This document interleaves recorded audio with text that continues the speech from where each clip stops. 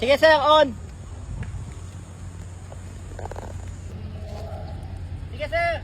Okay yan. Yan. Basta yan. Napaka-delikado talaga nung ginagawa nyo kapag pumapasok pa kayo doon sa nasusunog na gusali. And then, yung paglatag pa natin ng hose, nakakatagal pa. In Tama. case na nasa 4th floor, nandun yung truck sa baba, nakakadagdag na ng hose na madami. Kasi ipapasok nyo pa yung hose sa loob. Ngayon, kung ikakabit natin dito, mas mabilis siya. Kasi Ah. pag-akyat na lang, bubuga na lang siya. Ay, alam mo ba isa pa?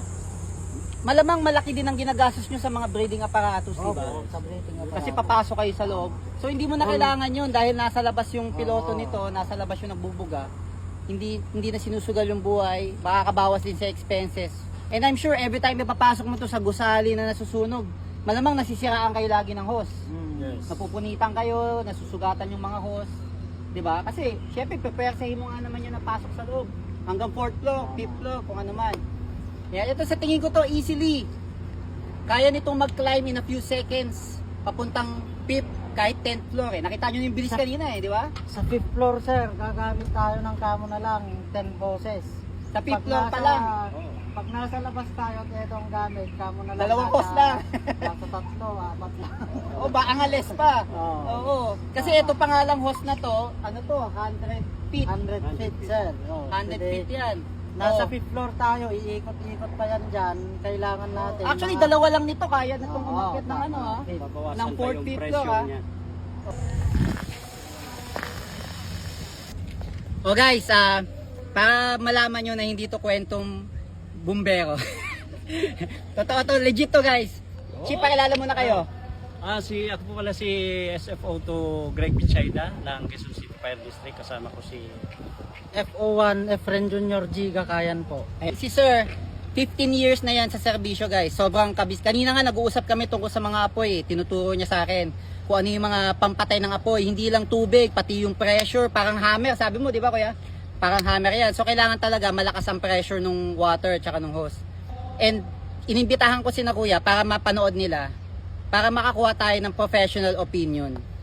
So, kuya, sa tingin mo yung kaninang lipad natin, yung pressure na yon, yung tubig na yon, may tulong na ba sa inyo yun kapag ginamit? Yes, napakalaking tulong noon. Unang-una kung may mga hindi namin maabutin, hindi kayang abutin at saka kung sobra ang usok sa taas.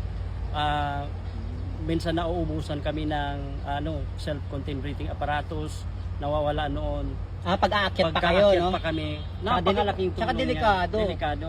So, malaking bagay yan. Lalo na kung lagyan natin ng maraming features na siya naming Yes. Pinag-uusapan namin ni kuya kanina, pero sabi ko, kasama na lahat sa design yan. So, meron tayong thermal imaging. Magagamit natin yan dahil sabi nga ni kuya, kapag ang apoy malakas na, yung usok hindi mo na makikita kung nasan yung apoy. So, using the thermal imaging camera na i-install natin, makikita mo kung nasan yung pula. Hindi mo kailangang manghula na buga ka lang ng buga. Doon natin itututok, di ba? So, yun yung maganda diyan. Tapos sabi din, meron si kuyang kanina sinuggest, isa sa kailangan solusyonan yung pambasag ng salamin.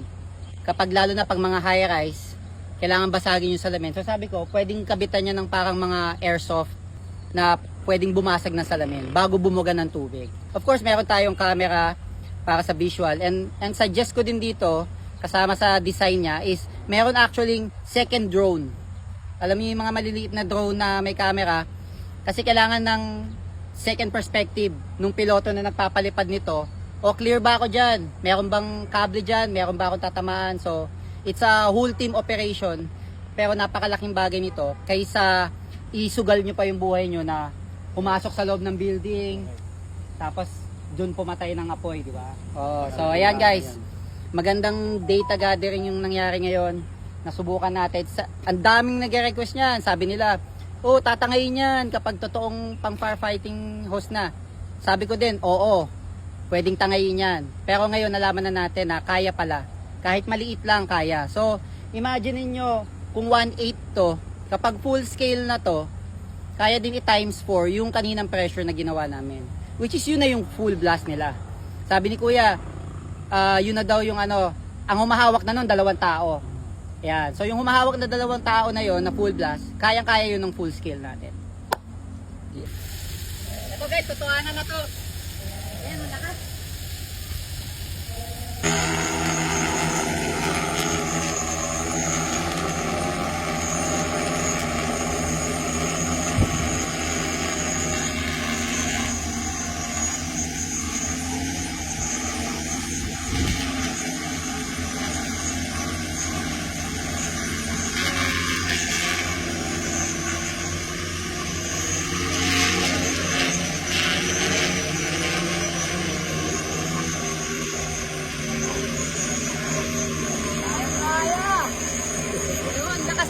action! Grabe, nakatulak ako talaga.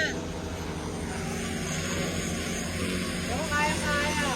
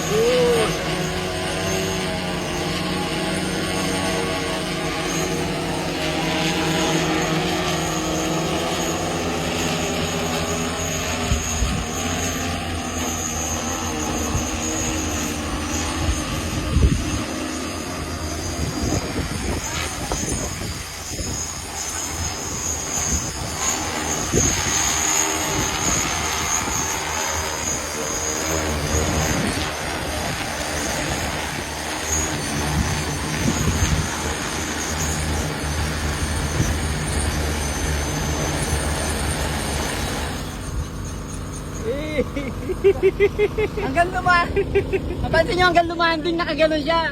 Kasi tinutulak siya the whole time. Hanggang lumanding yun, no?